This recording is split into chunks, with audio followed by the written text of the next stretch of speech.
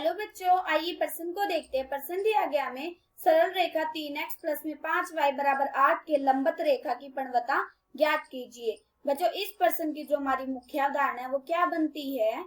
मुख्य अवधारणा हमारे पास बच्चों जब एक रेखा की परिवता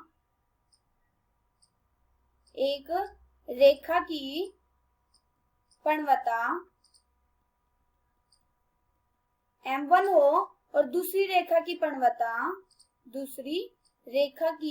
परिवता m2 हो, ये दोनों रेखाएं आपस में लंबवत तब होंगी अगर इन दोनों की परिवता मतलब m1 गुणा में m2 बराबर होगा -1 के। अगर पहली रेखा की परिवता मतलब m1 गुणा में दूसरी रेखा की परिवता m2 बराबर होगी -1 के, तो ये क्या हो जाएगी? लंबवत। अब ये देखो हमें प्रश्न में दे रखा है कि एक सरल रेखा दे रखी है, ये कोई सरल रेखा है और क्या बोला है कि इसके लंबवत कोई रेखा है, मतलब ये हमें इस रेखा का समीकरण दे रखा 3x प्लस में 5y बराबर 8 दे रखा है।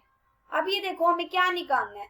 हमें निकालना है कि लंबवत रेखा की परिवता मतलब इस रेखा की परिवता हमें ज्ञात करनी है।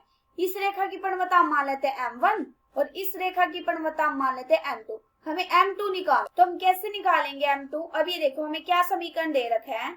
हमें समीकरण दिया गया 3x प्लस में 5y बराबर 8 दे रखा है। अब ये देखो यहाँ से हम y का मान निकाल लेते हैं। y का मान निकालेंगे तो ये यहाँ से क्या आ जाएगा? y बराबर -3x प्लस के 8, ये क्या आ जाएगा? बटे में 5 और बटे में 5।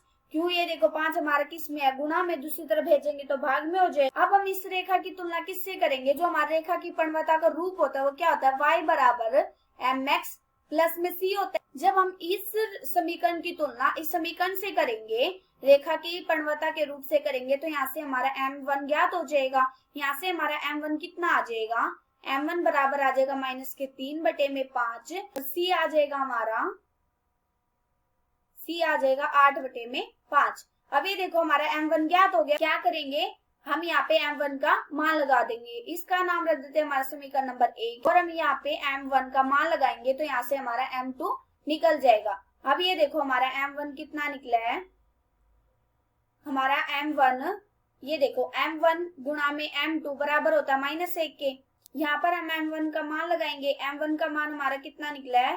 -3 बटे में 5, -3 बटे में 5 और गुणा में m2 बराबर -1। अब ये देखो m2 -3 बटे में 5 गुणा में, दूसरी तरफ भेजेंगे तो भाग में हो जाएगा। ये हो जाएगा -1 बटे में -3 बटे में 5। यहाँ से हमारा m2 कितना आ गया? माइनस माइनस कट गया, ये क्या हो गया? पॉजिटिव। ये आ गया 5 बटे में 3। हमारा m2 क्या हो गया? 5 बटे में 3। हमें क्या निकालना था? हमें लंबवत रेखा की परिवता ज्ञात करनी थी और हमारी कितनी आ गई? लंबवत रेखा की परिवता हमारी आ गई 5 बटे में 3। आशा करती हूँ बच्चों आप सबको समझ आया होगा। धन्यवाद।